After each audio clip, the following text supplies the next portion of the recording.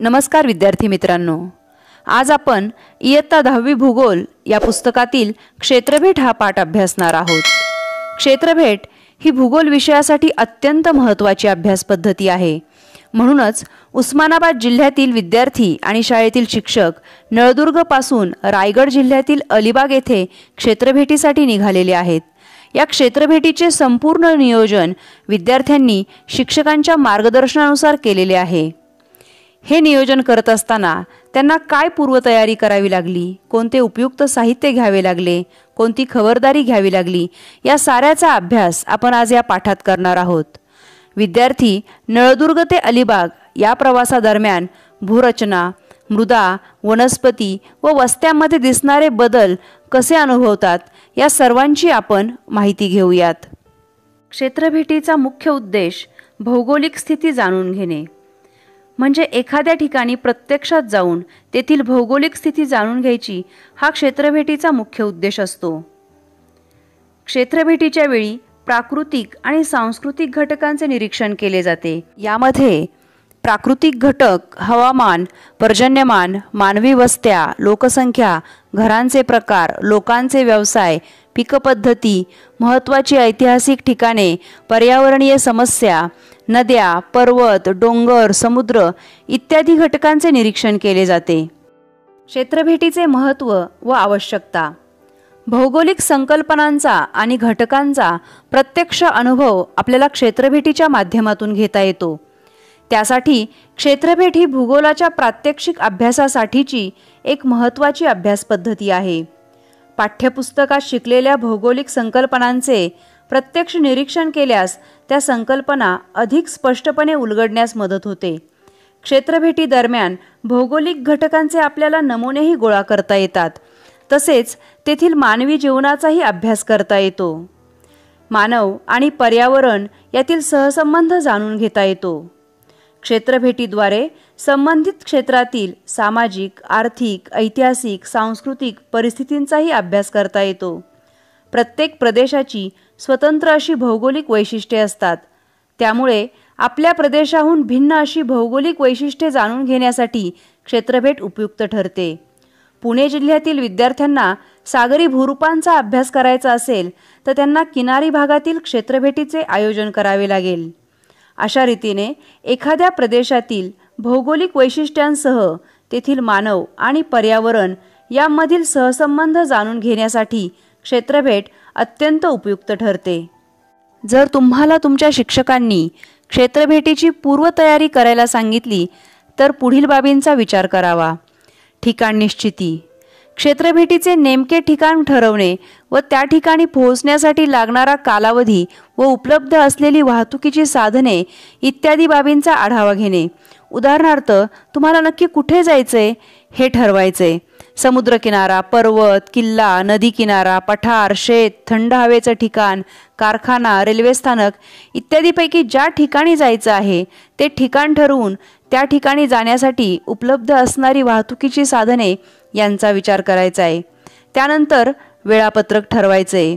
आपण निघणार किती वाजता, पोहोचणार किती वाजेपर्यंत, आपलं दिवसभराचं नियोजन कसं असेल, येतानाची वेळ, या सर्व बाबींचे एक वेळापत्रक करायचं आहे। पुढचा मुद्दा आहे हेतुनिश्चिती। क्षेत्रभेट तुम्ही ज्या ठिकाणी देण्यासाठी जाणार आहात त्याचा नेमका हेतू आणि त्यातून काय निष्पत्ती होणार आहे हे प्रथम निश्चित करायचे। उदाहरणार्थ, थंड हवेच्या ठिकाणास व समुद्रकिनाऱ्यास भेट देऊन या दोन ठिकाणातील हवामानातील फरकाचा अभ्यास करणे इत्यादी बाबींचा विचार करायचा आहे। अत्यावश्यक कागदपत्रांची पूर्तता। क्षेत्रभेटीसाठी अत्यावश्यक नकाशे, महत्त्वाची माहिती, परवानगीपत्रे इत्यादी बाबींचं संकलन करायचे। उदाहरणार्थ, एखाद्या कारखान्यास भेट देताना कारखान्याच्या मालकाने व व्यवस्थापकाने दिलेले परवानगीपत्र इत्यादी बाबी लक्षात घ्यायच्या आहेत। प्रश्नावली निर्मिती। क्षेत्रभेटीच्या हेतूनुसार व निवडलेल्या ठिकाणानुसार प्रश्नावली तयार करायची आहे। उदाहरणार्थ, तुम्हाला कारखान्याला भेट द्यायची असेल तर त्या स्वरूपात प्रश्न आपले तयार करायला हवेत। शेतास भेट देताना शेतकऱ्याकडून माहिती मिळवण्यासाठी त्या पद्धतीची प्रश्नावली तयार करायला हवी। इत्यादी बाबींचा आपण क्षेत्रभेटीला जाताना विचार करायचा आहे। क्षेत्रभेटीसाठी उपयुक्त साहित्य। महत्त्वाची माहिती नोंद करण्यासाठी नोंदवही, छायाचित्रे घेण्यासाठी कॅमेरा, दूरवरील गोष्टी मोठ्या करून पाहण्यासाठी दुर्बीण, स्थानाच्या दिशा निश्चितीसाठी होकायंत्र व सखोल अभ्यासासाठी नकाशे, क्षेत्रभेटीच्या हेतूनुसार व ठिकाणानुसार प्रश्नावली, पेन, पेन्सिल, मोजपट्टी, टेप, खाऊचा डबा, पाणी, क्षेत्रातील पाण्याचे, मातीचे, कचऱ्याचे, वनस्पतींचे, दगडांचे नमुने गोळा करण्यासाठी कागदी पिशव्या अथवा बंद झाकणाचे डबे, याशिवाय टोपी, पाण्याची बाटली, प्रथमोपचार पेटी इत्यादी. क्षेत्रभेटीला जाण्यापूर्वी आणि क्षेत्रभेटी दरम्यान माहिती मिळविण्याचे स्रोत पुढीलप्रमाणे. म्हणजे प्रत्यक्ष क्षेत्रभेट ज्यावेळी आपल्याला करायची असते त्यावेळी पुढील घटकांकडून आपण माहिती घ्यायची आणि मग क्षेत्रभेट करायची.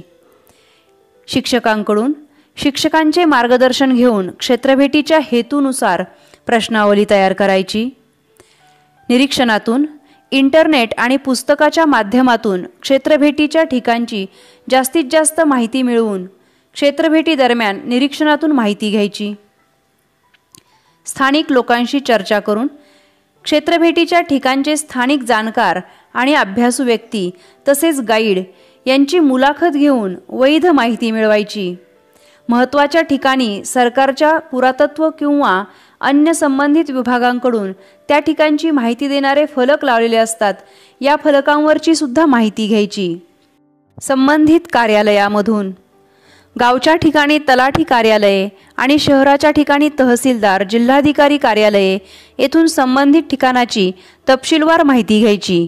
ठिकाणचा नकाशा उपलब्ध करून त्या ठिकाणची अधिक माहिती घ्यायची, जेणेकरून आपल्याला क्षेत्रभेटी दरम्यान कोणतीही अडचण येणार नाही. क्षेत्रभेटी दरम्यान घ्यावयाची काळजी. सर्वात महत्त्वाचं म्हणजे निरीक्षणांची नोंद. आपण तिथे गेल्यानंतर जे जे निरीक्षण करू त्याची तत्काळ व तपशीलवार नोंद ठेवायची. सूचनांचे पालन. शिक्षकांनी दिलेल्या सूचनांचं पालन करायचं. अनोळखी आणि दुर्गम ठिकाणी एकटं जायचं नाही. पुढचा मुद्दा सखोल व अचूक माहिती मिळविणे. आपण ज्या उद्दिष्टाने जो हेतू ठेवून क्षेत्रभेट आयोजित केलेली आहे त्या ठिकाणची सखोल व अचूक माहिती घ्यायची. पुढचा मुद्दा आहे पर्यावरणाची काळजी. आपल्याकडून पर्यावरणाला नुकसान पोहोचणार नाही, तेथील मालमत्तेचे नुकसान होणार नाही, आपल्याकडून तिथे कचरा फेकला जाणार नाही, या सर्वांची काळजी घ्यायची. पुढचा मुद्दा आहे सुरक्षितता. क्षेत्रभेटी दरम्यान स्वतःची आणि इतरांची सुरक्षितता अतिशय महत्त्वाची असते.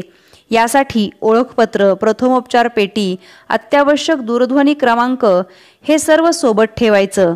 क्षेत्रभेटी दरम्यान कचऱ्याचे व्यवस्थापन. ज्यावेळी आपण क्षेत्रभेटीला जात असतो तेव्हा तिथे आपल्याकडून कचरा होऊ शकतो, त्यावेळी त्या कचऱ्याचे व्यवस्थापन करणे अतिशय आवश्यक आहे.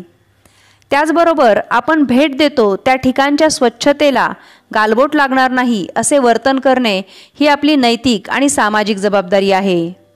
क्षेत्रभेटी दरम्यान क्षेत्रभेटीत झालेल्या व्यक्तींकडून कचरा पसरणार नाही याची खबरदारी घ्यायची.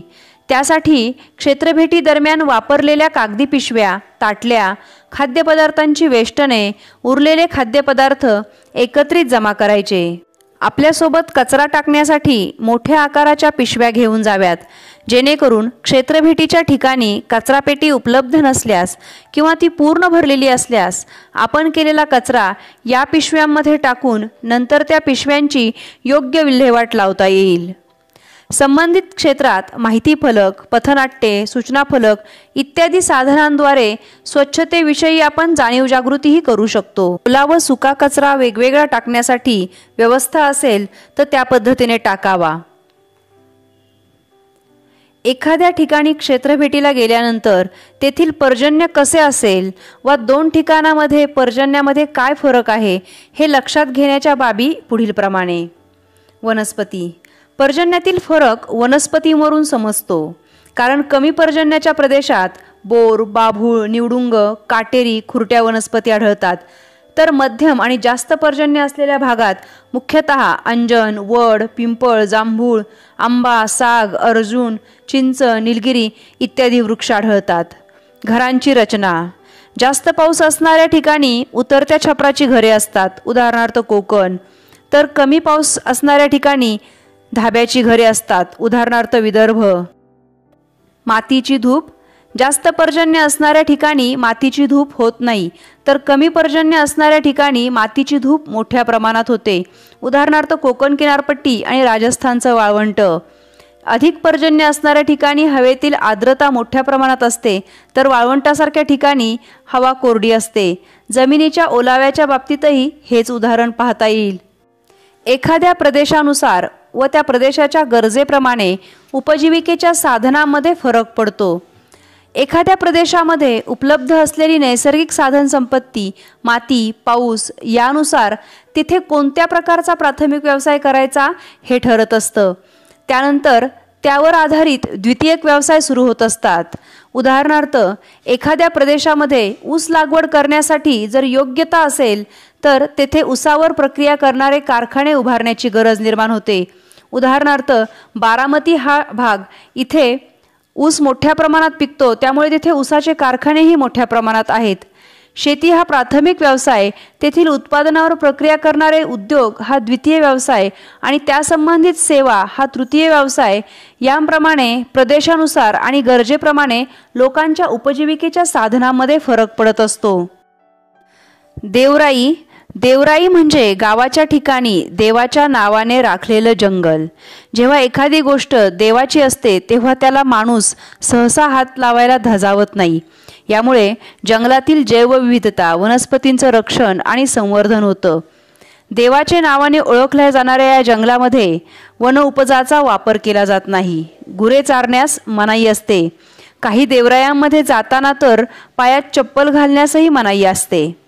या देवरायामुळे दुर्मिळ औषधी वृक्ष, प्राण्यांच्या प्रजाती, कीटक, जमिनीचा पोत यांचं संवर्धन होतं. तसेच परिसरातील भूजलाची पातळी वाढण्यासही मदत होते.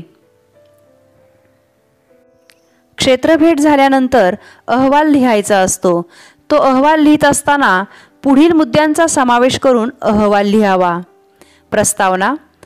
यामध्ये क्षेत्रभेट संकल्पना, त्याच्या अभ्यासाच्या दृष्टीने महत्त्व या मुद्द्यांचा यामध्ये समावेश करावा. क्षेत्रभेटीचा हेतू व उद्दिष्टे. तुम्ही क्षेत्रभेट कुठला हेतू ठेवून केली होती त्या संदर्भात इथे उल्लेख करावा. स्थान. ज्या ठिकाणी क्षेत्रभेट देण्यात आलेली आहे त्या स्थानाचा इथे उल्लेख करावा. प्राकृतिक रचना. क्षेत्रभेटीच्या ठिकाणची प्राकृतिक भूरचना म्हणजेच पर्वतीय, पठारी, नदी, समुद्रकिनारी प्रदेश यांच्या वैशिष्ट्यांसह जमिनीविषयक मिळविलेल्या माहितीचा किंवा अभ्यासाचा इथे उल्लेख करता येईल. शेती व जोड व्यवसाय. त्या ठिकाणी शेतीमध्ये कुठल्या प्रकारची पिकं घेतली जातात, त्यावर आधारित कुठले व्यवसाय केले जातात यांचा उल्लेख इथे करण्यात येईल आणि व्यवसायाचा जीवनमानावर होणारा परिणाम याही बाबी नोंदवता येतील. लोकसंख्या. क्षेत्रभेटीच्या ठिकाणची लोकसंख्या इथे नमूद करावी. घरे व वनस्पती. इथे आढळणारे घरांचे प्रकार, वस्त्यांचे प्रकार, वनस्पतींचे प्रकार यांची नोंद इथे करावी. मृदा. इथे कुठल्या प्रकारची मृदा आढळते, तिथे कुठली पिकं चांगल्या प्रकारची येतात या संदर्भात माहिती इथे नोंद करावी. क्षेत्रभेटीच्या ठिकाणी कोणत्या पर्यावरणीय समस्या आहेत हे स्थानिकांशी चर्चा करून जाणून घ्याव्यात आणि त्यांचा उल्लेख या मुद्द्यात करावा. निष्कर्ष. क्षेत्रभेटीतून जो निष्कर्ष तुमच्यासमोर आलेला आहे तो इथे नमूद करावा. आभार. क्षेत्रभेटीच्या पूर्वतयारीपासून ते क्षेत्रभेट पूर्ण होईपर्यंत ज्या ज्या व्यक्तींनी, कार्यालयांनी तुम्हाला सहकार्य केलेलं आहे त्यांचा उल्लेख इथे करावा. संदर्भ सूची. क्षेत्रभेटीसाठी तुम्ही जो संदर्भ वापरलेला आहे त्याचा उल्लेख इथे करावा. प्रश्नावली तयार करा. कारखान्याला भेट दिल्यानंतर तुम्हाला कुठली माहिती हवी आहे त्या संदर्भात प्रश्न तयार करायचे आहेत. तसेच रायगड किल्ल्याला भेट दिल्यानंतर जी माहिती मिळवायची आहे त्यासाठी त्या पद्धतीचे प्रश्न तयार करायचे आहेत. इयत्ता 10वी विषय भूगोल क्षेत्रभेट पाठाचा स्वाध्याय पाहूयात. मुलांनो, क्षेत्रभेट पाठाचा व्हिडिओ मी अपलोड केलेला आहे. स्वाध्याय सोडवण्यापूर्वी त्या पाठाचा व्हिडिओ अवश्य पहा. या स्वाध्यायामध्ये आपल्याला बोर्ड पेपरमध्ये ज्या पद्धतीने उत्तरे मांडायची आहेत, ज्या पद्धतीने उत्तरे लिहायची आहेत त्या पद्धतीने उत्तरांची मांडणी केलेली आहे. तुम्ही या पद्धतीने उत्तरांची मांडणी केलीत, मुद्देसूद उत्तरे लिहिलीत तर निश्चितच तुम्हाला खूप चांगले मार्क्स मिळतील. प्रश्न पहिला. थोडक्यात उत्तरे द्या. तुम्ही केलेल्या क्षेत्रभेटीचा अहवाल तयार करा. मुलांनो, तुम्हाला इथे क्षेत्रभेटीचा अहवाल तयार करण्यासाठी मुद्दे दिलेले आहेत. तुम्हाला जी क्षेत्रभेट करायची आहे त्या क्षेत्रभेटीचा अहवाल या मुद्द्यांना अनुसरून करायचा आहे. पहिला मुद्दा प्रस्तावना. यामध्ये क्षेत्रभेट संकल्पना, त्याचे अभ्यासाच्या दृष्टीने महत्त्व या बाबींचा उल्लेख होईल. स्थान व मार्ग नकाशा. यामध्ये क्षेत्रभेट निश्चित ज्या ठिकाणी केली आहे त्या ठिकाणचा व तेथे जाण्यासाठी प्रवास मार्गाचा नकाशा देण्यात येईल. प्राकृतिक घटक. यामध्ये प्राकृतिक भूरचनेविषयी माहिती मांडता येईल. हवामान. यामध्ये हवामानविषयक माहिती देता येईल. नैसर्गिक वनस्पती व प्राणी. यामध्ये क्षेत्रभेटीच्या ठिकाणच्या वनस्पती व वैशिष्ट्यपूर्ण प्राणी यांचा उल्लेख येईल. मानवी वस्त्या. या ठिकाणी क्षेत्रभेटीच्या ठिकाणची लोकसंख्या, तेथील घरांचे प्रकार व वस्त्यांचे प्रकार यासंबंधी माहिती देता येईल. मानवी व्यवसाय. क्षेत्रभेटीच्या ठिकाणी असलेल्या स्थानिक लोकांच्या व्यवसायाचे स्वरूप, प्रकार, व्यवसायाचा जीवनमानावर होणारा परिणाम याविषयी माहिती देता येईल. भूमी उपयोजन व पीक पद्धती. क्षेत्रभेटीच्या ठिकाणच्या जमिनीचा वापर पीक लागवडीसाठी कशा रीतीने केला आहे, तसेच कोणत्या पीक पद्धतीने पीक घेतले जाते यांची माहिती देता येईल. महत्त्वपूर्ण ऐतिहासिक ठिकाणे. यामध्ये क्षेत्रभेटी दरम्यान व प्रत्यक्ष क्षेत्रभेटीच्या ठिकाणी पाहिलेल्या व अभ्यासलेल्या ऐतिहासिक ठिकाणांविषयी माहिती देता येईल. पर्यावरणीय समस्या. क्षेत्रभेटीच्या ठिकाणी काही पर्यावरणीय समस्या स्थानिकांशी चर्चा करून जाणून घेता येतील आणि त्या संदर्भात माहिती देता येईल. निष्कर्ष. क्षेत्रभेट तुम्ही ज्या कारणासाठी काढलेली आहे त्यातून कोणता निष्कर्ष निघतो याचा इथे उल्लेख करता येईल. आभार प्रदर्शन. तुम्हाला क्षेत्रभेटीच्या पूर्वतयारीपासून क्षेत्रभेट होईपर्यंत ज्या ज्या व्यक्तींनी, ज्या ज्या कार्यालयांनी मार्गदर्शन केले त्या सर्वांचे आभार इथे मानायचे आहेत. संदर्भ सूची. क्षेत्रभेटीसाठी तुम्ही कोणकोणते संदर्भ घेतले आहेत त्यांचा इथे उल्लेख करण्यात येईल. पुढील प्रश्न. कारखान्यास भेट देण्यासाठी प्रश्नावली तयार करा. मुलांनो, या प्रश्नामध्ये तुम्हाला 4 मार्कांना जर प्रश्न विचारलेला असेल तर किमान 8 ते 9 प्रश्न लिहिणं आवश्यक असेल. पाहूयात प्रश्न. कारखान्याची स्थापना कोणत्या वर्षी झाली? कारखान्यात कोणकोणत्या वस्तूंचे उत्पादन होते? कारखान्यासाठी लागणारा कच्चा माल कोठे उपलब्ध होतो? उत्पादनासाठी कोणत्या कच्च्या मालाची आवश्यकता असते? अंतिम उत्पादन कोणत्या बाजारपेठेत विक्रीसाठी पाठवले जाते? बाजारपेठ किती अंतरावर आहे? कारखान्यात कार्यरत असणाऱ्या कामगारांची एकूण संख्या किती? कारखान्यामुळे परिसरातील किती लोकांना रोजगार उपलब्ध झाला आहे? कारखान्यातील कामगारांच्या सुरक्षिततेसाठी कोणती खबरदारी घेतली जाते? कारखान्यासाठी पाण्याचा पुरवठा कोठून होतो? वाहतूक आणि दळणवळणाचे कोणते पर्याय तुम्हाला उपलब्ध आहेत? पर्यावरणास हानी होऊ नये यासाठी कोणत्या उपाययोजना केल्या जातात? पुढील प्रश्न. क्षेत्रभेटी दरम्यान कचऱ्याचे व्यवस्थापन कसे कराल? क्षेत्रभेटीच्या ठिकाणी पडणारा कचरा संकलित करण्यासाठी मोठ्या आकाराच्या गोण्या वा पिशव्या सोबत घेऊ. क्षेत्रभेटीच्या ठिकाणी कचरापेटीची व्यवस्था नसेल तर या गोण्यांमध्ये कचरा संकलित करू. क्षेत्रभेटी दरम्यान कोणाकडूनही कचरा पसरणार नाही याची काळजी घेऊ. क्षेत्रभेटीच्या ठिकाणी माहिती फलक, पथनाट्य, सूचना फलक इत्यादी साधनांद्वारे स्वच्छतेविषयी जाणीव जागृती वाढवू. ओला व सुका कचरा वेगवेगळ्या पेट्यांमध्ये टाकू. संबंधित क्षेत्रातील कचऱ्याच्या व्यवस्थापनासाठी संबंधित शासकीय अधिकाऱ्यांशी शिक्षकांच्या मार्गदर्शनाखाली पत्राद्वारे संपर्क साधू. पुढील प्रश्न. क्षेत्रभेटीसाठी तुम्ही कोणते साहित्य घ्याल? माहितीची नोंद करण्यासाठी नोंदवही, पेन, पेन्सिल, मोजपट्टी. स्थानाच्या दिशा निश्चितीसाठी होकायंत्र. सखोल अभ्यासासाठी नकाशे. छायाचित्रे घेण्यासाठी कॅमेरा. प्रथमोपचार साहित्य. संबंधित क्षेत्राची माहिती पुस्तिका. माहिती संकलनासाठी नमुना प्रश्नावली.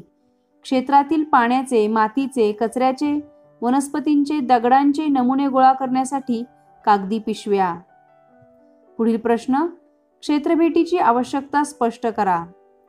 क्षेत्रभेट भूगोलाच्या प्रात्यक्षिक अभ्यासाची महत्त्वाची अभ्यास पद्धती आहे.